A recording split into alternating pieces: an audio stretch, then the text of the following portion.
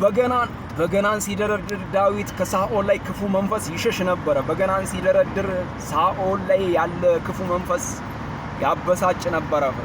ዳዊት በገናን እየደረደረ ምስጋናን እያደረገ የሰማይን አምላክ እያመሰገነ ያለ በተቃራኒው ደግሞ ሳኦል ሊገለው ሊያጠፋው ያስብ ነበር። ከግድግዳ ጋርም ሊያጣብቀው ይሻ ነበር። ነገር ግን የሚያስመልጥ የሚያተርፍ የእግዚአብሔር ጣልቃ ገብነት ነበር። ምክንያቱም ሳኦል ራርቶለት አይደለም ለዳዊት፣ እግዚአብሔር ተጠንቅቆለት እግዚአብሔር ቀድሞለት ነውና ብዙ ምዕራፎችን ብዙ ቀኖችን ጠላቶቻችን ራርተውልን ሳይሆን እግዚአብሔር ጣልቃ እየገባልን ነው።